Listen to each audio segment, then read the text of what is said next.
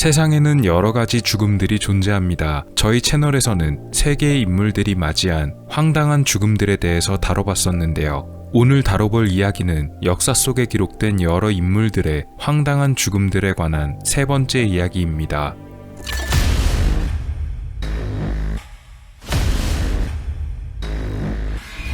고대 그리스에는 크로톤의 마일로라고 불리는 전설의 운동선수가 한 명 존재했습니다. 기원전 6세기 후반에 활동했던 사람이었는데요. 그는 그리스의 식민지였던 이탈리아의 남부에 위치한 크로톤이라는 곳에서 태어났습니다. 그는 고대 그리스에서 열렸던 최대의 스포츠 축제인 올림픽 레슬링에서 6번이나 챔피언을 지냈습니다. 힘이 아주 강했던 것으로 유명했기 때문에 여러 가지 전설적인 일화들이 내려옵니다. 팔을 내밀고 손가락을 뻗은 채로 지나가는 사람들에게 손가락을 한번 구부려 보라고 말했지만 아무도 그의 손가락을 구부릴 수가 없었다고 합니다. 또 쇠로 만들어진 원반 위에 기름을 칠한 뒤 그 위에 서서 사람들에게 자신을 밀어내 보라고도 했지만 역시 아무도 성공하지 못했다고 합니다. 그가 젊어서 올림픽에 출전할 때까지 했던 트레이닝은 바로 송아지를 이용한 트레이닝이었다고 합니다. 올림픽이 끝나고 나면 갓 태어난 송아지를 찾아서 매일매일 송아지를 들어매고 산을 올랐습니다. 그렇게 다음 올림픽이 열릴 때까지 4년 동안 하루도 쉬지 않고 송아지를 메고 산에 올랐는데요. 4년이 채 되기도 전에 송아지는 금방 자랐기 때문에 늘 다 자란 소 한 마리를 등에 업고 훈련했습니다. 이런 천하장사가 맞이한 최후는 아주 황당했습니다. 하루는 마일로가 시골을 여행하던 중 어느 마을 사람들이 길을 막고 있는 큰 나무의 그루터기를 베어내는 것을 보게 됩니다. 이것을 본 마일로는 마을 사람들에게 다가가서 자기가 맨손으로 나무를 뜯어내도 되겠냐고 물었고, 마을 사람들은 흔쾌히 허락한 뒤에 그에게 줄 음식을 가져오기 위해 마을로 돌아갔습니다. 사람들이 돌아간 뒤 혼자서 나무를 뜯어내던 마일로는 마을 사람들이 어느 정도 틈을 파낸 나무 속에 자신의 손을 집어넣어서 나무를 뜯어내려고 시도합니다. 그런데 웬걸 이미 뜯어놓은 나무의 틈 사이로 집어넣은 마일로의 손이 단단하게 끼어버리고 말았습니다. 아무리 힘을 주어 빼내어 보려고 해도 한 번 좁아진 나무의 틈새는 벌어지지 않았습니다. 몇 시간 뒤 음식을 가지고 현장으로 돌아온 마을 사람들은 맹수에게 공격당해 온몸이 뜯겨나간 처참한 마일로의 시신을 목격하게 되었습니다. 천하장사로 유명했던 그는 황당한 최후를 맞이하게 됐습니다. 그의 비극적인 소식은 멀리 퍼져나갔고 사람들은 그의 이야기를 그림과 조각 등으로 남겨서 오랫동안 전하게 되었다고 합니다.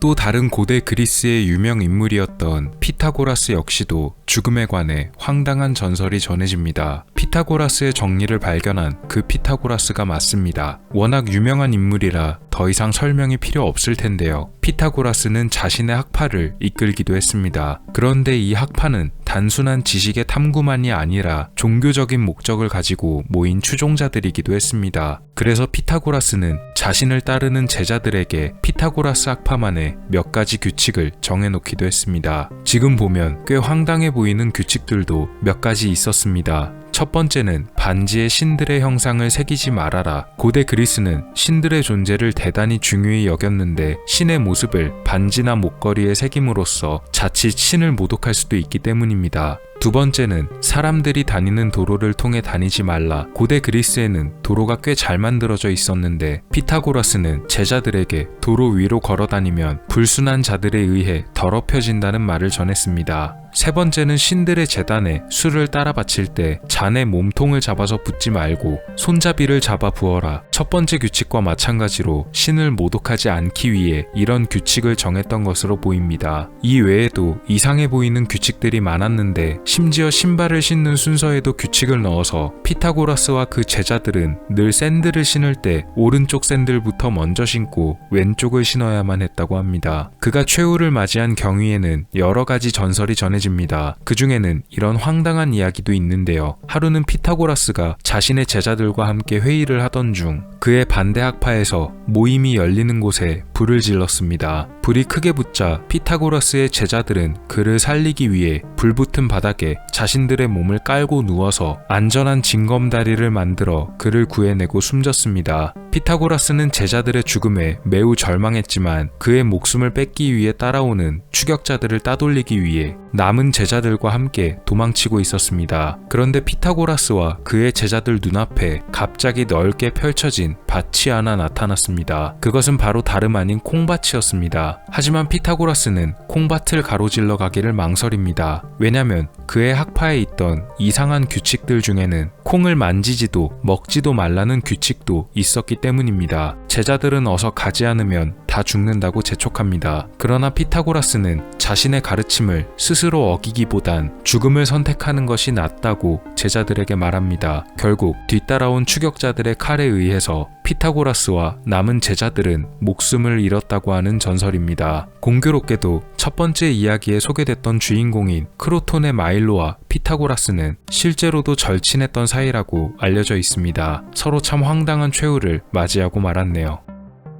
17세기 프랑스의 사람이었던 프랑수아 바텔은 뛰어난 요리사 중에 한 명이었습니다. 그는 요리 실력을 인정받아 왕궁에 고용되었으며 루이 14세 왕의 음식을 담당하기도 했는데요. 디저트나 음식에 들어가는 소재 중에 하나인 샹티이 크림을 고안해낸 것으로도 알려져 있지만 이 크림은 이미 그 전부터 존재했다는 기록도 있습니다. 아무튼 이 크림에 샹티이 크림이란 이름이 붙은 이유는 바로 프랑스의 궁전들 중 하나인 샹티이 성으로부터 유래된 것이라는 이야기가 전해집니다. 프랑수아 바텔이 근무하던 곳이 바로 샹티이 성이어서 크림에 관한 이야기도 나오게 된 것 같습니다. 1671년 4월 루이 14세는 2,000명이 넘는 귀족들과 샹티이 성에서 연회를 열게 되었으며 이날 음식의 총감독을 맡은 것은 바로 프랑수아 바텔이었습니다. 지금껏 여러 음식들과 연회들을 맡아왔지만 이번 연회는 그 규모가 대단히 컸고 귀족들뿐 아니라 왕까지 참여하는 큰 만찬이었기에 그는 심각하게 긴장한 상태였습니다. 당시 주변인들의 기록과 증언에 따르면 프랑수아 바텔은 너무 정신없이 긴장한 나머지 한자리에 서 있지 못하고 계속 돌아다녔으며 사람들 말을 알아듣지도 못할 지경이었다고 하는데요. 그런데 그의 이런 긴장을 해소해주기는커녕 오히려 긴장을 더 악화시키는 일이 벌어지고 말았습니다. 당시 준비한 메인 요리의 주 재료였던 해산물들의 도착이 지연되고 있던 것입니다. 바텔은 메인 요리가 나가야 될 시간이 다가오는데도 약속된 해산물이 도착하지 않자 불안해하기 시작했고 어떻게든 연회에 모인 손님들의 기다림을 달래기 위해 다른 요리들을 이것저것 먼저 만들어야 했습니다. 그러나 해산물은 아무리 기다려도 도착할 기미가 없었고 극도로 긴장해버린 프랑수아 바텔은 왕에게 실망을 끼친 중죄를 저질렀으니 처형될 것이라 생각해 결국 참지 못하고 칼을 사용해 스스로 목숨을 끊어버립니다. 그런데 마침 그가 칼로 목숨을 끊어버린 바로 그때 그의 밑에서 일하던 요리사가 급히 주방으로 들어와서 기다리던 해산물이 드디어 도착했음을 알렸습니다. 그러나 이미 총주방장 바텔은 숨진 뒤였습니다. 정말 아이러니하고 얄궂게도 그토록 기다리던 해산물이 그가 스스로 목숨을 끊자마자 바로 도착했던 것입니다. 그날 열렸던 연회가 잘 마무리되었는지는 사람들의 기억 속에서 잊혀지게 되었지만 생선을 기다리다 지쳐 목숨을 잃게 된 주방장 프랑수아 바텔의 이야기는 아직도 기록에 남아서 지금까지도 전해져 내려오고 있습니다.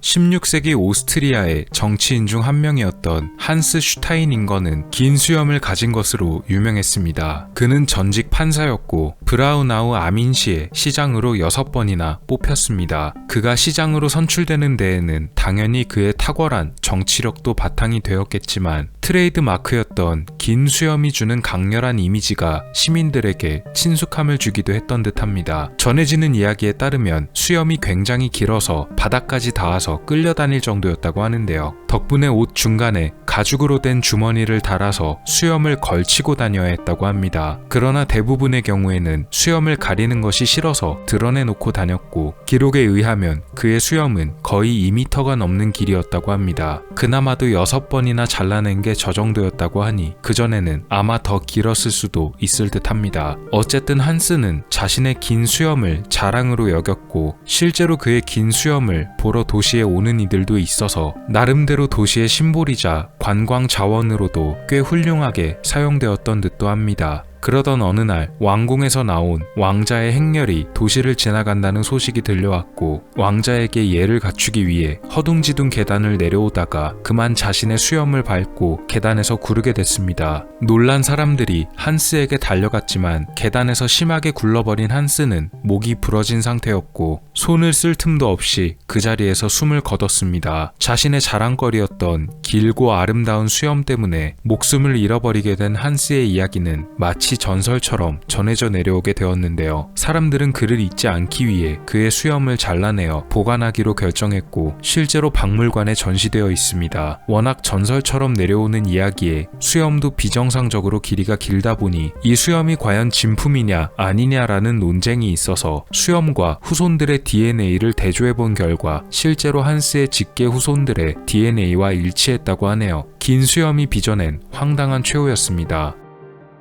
역사 속의 인물들이 맞이했던 최후는 비장하기도 했지만 또 이렇게 황당한 이야기들도 존재했습니다. 다음에도 역사 속에 존재했던 황당한 죽음들에 관해 소개해 보도록 하겠습니다. 세계의 황당한 죽음들 세 번째 이야기였습니다.